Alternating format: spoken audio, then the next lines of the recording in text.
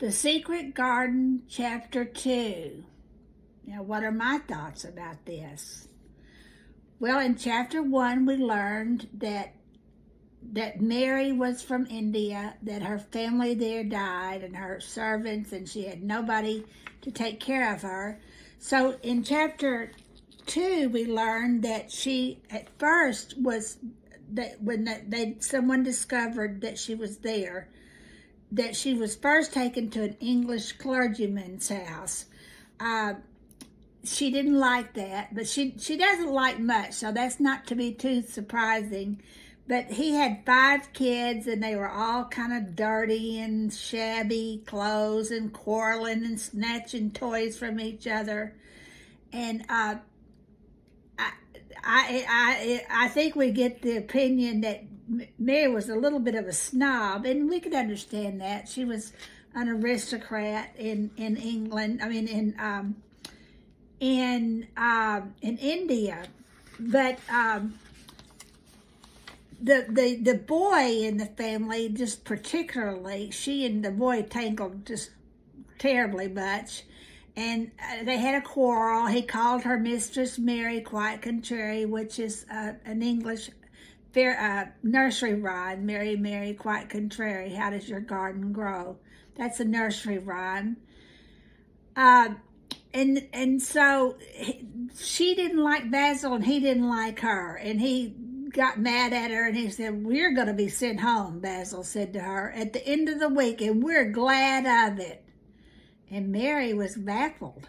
Where's home?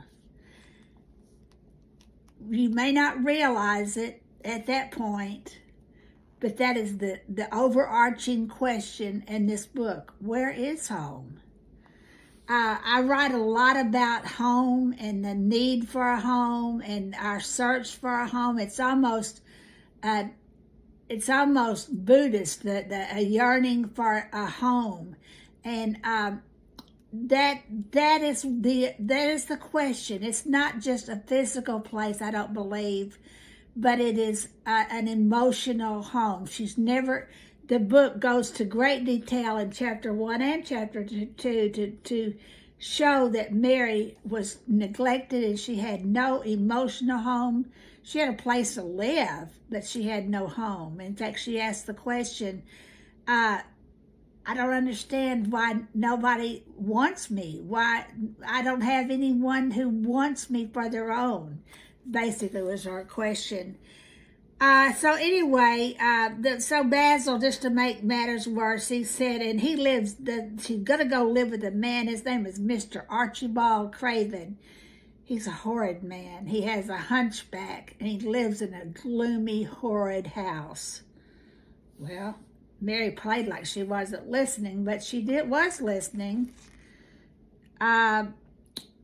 Soon, an officer's wife who was taking her children to England this was a time of British colonialism, and there were a lot of English people in various colonies. A lot of them were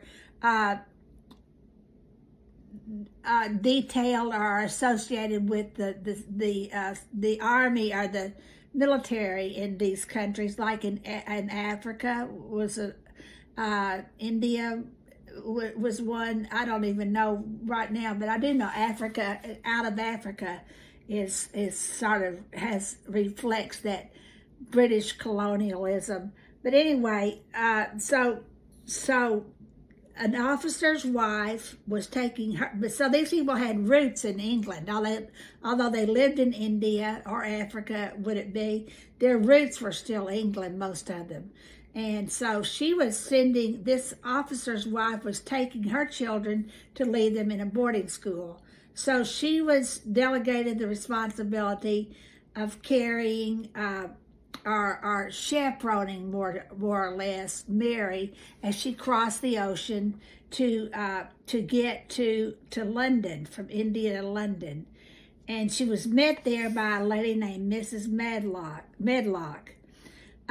One of the main reasons that I study literature and especially kid lit is to see how different people use the use description.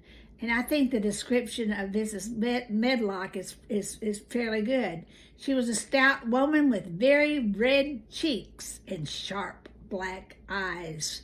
She wore a very purple dress, a black silk mantle with jet fringes on it, and a black bonnet with purple velvet flowers which stuck up and trembled when she moved her head. I think that's pretty good.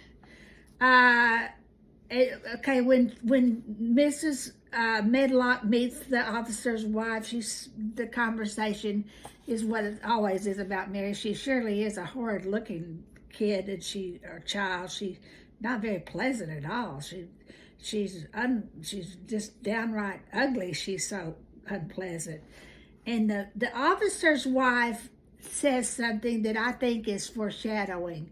What is foreshadowing? Foreshadowing is when something is dropped in a story that makes you believe that it's going to be mentioned again somewhere else.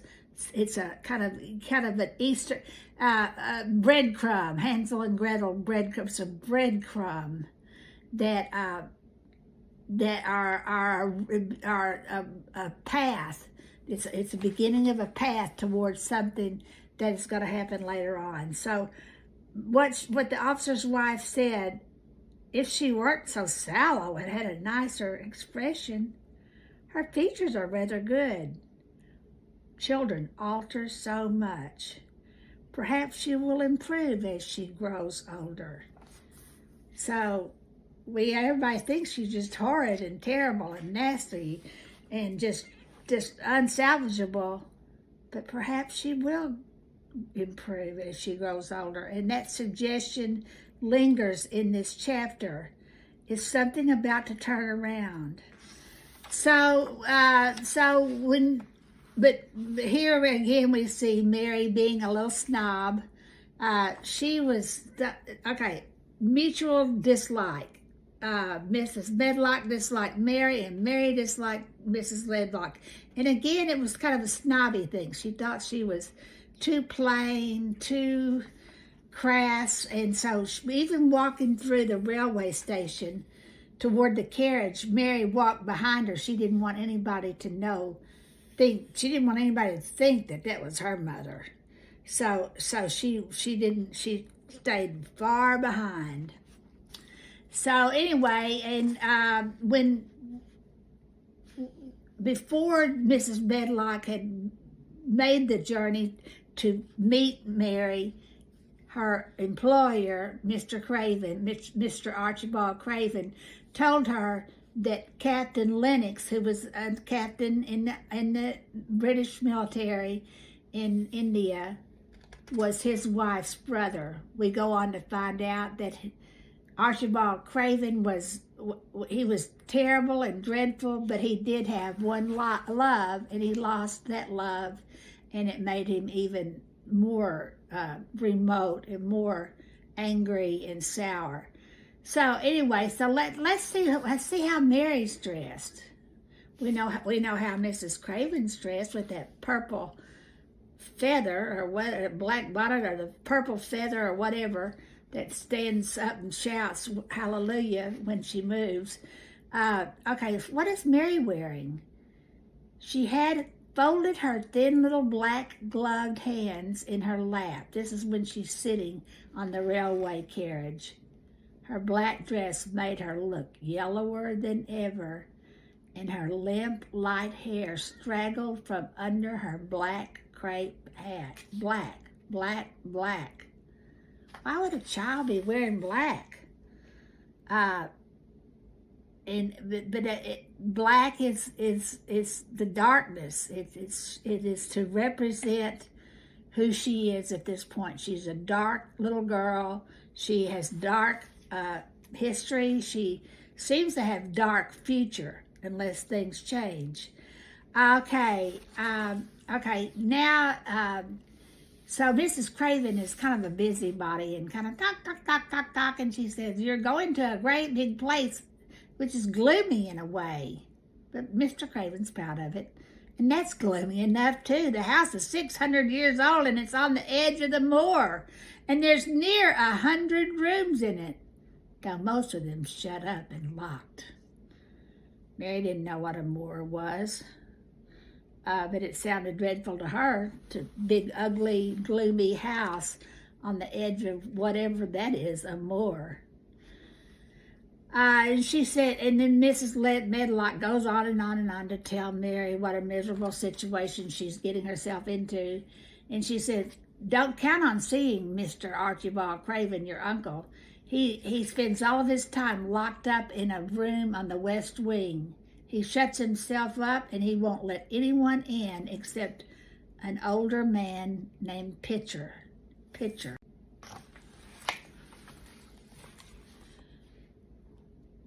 We see Mary at this point sitting on the railway car and kind of scooted over to the corner as though she's trying to escape, and she's looking out the window.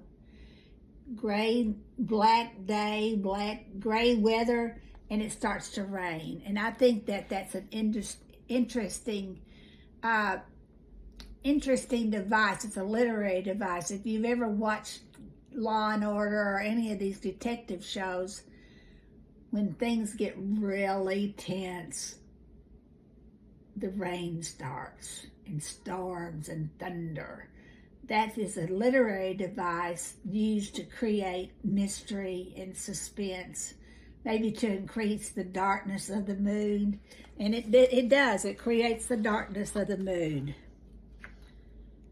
She stared out of the window with her lips pinched together, and it seemed quite natural that the rain should have begun to pour down in gray, slanting lines and splash and stream down the window panes.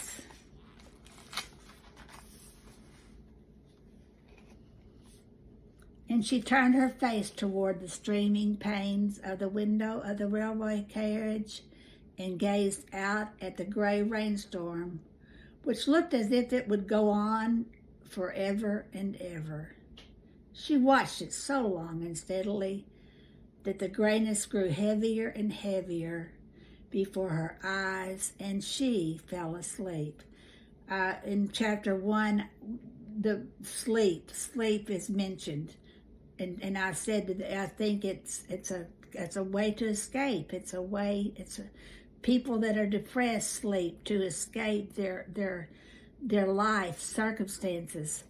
In The Wizard of Oz, and The Wizard of Oz was written not long before Secret Garden was written. Dorothy and her friends, the lion and the scarecrow and the Tin Man, fall asleep in the poppy field. It's a common metaphor. It's a common literary device. Okay, that's the end of chapter 2, and you may think, why did I pick this book? Well, guess what? In chapter 3, the whole platform is going to change.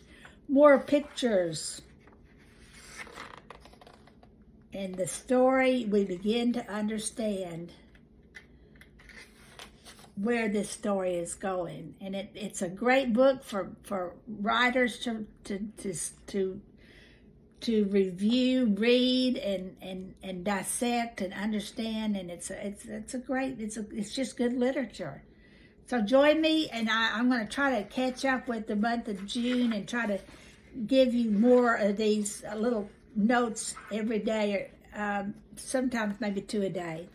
Thanks for watching. Bye-bye.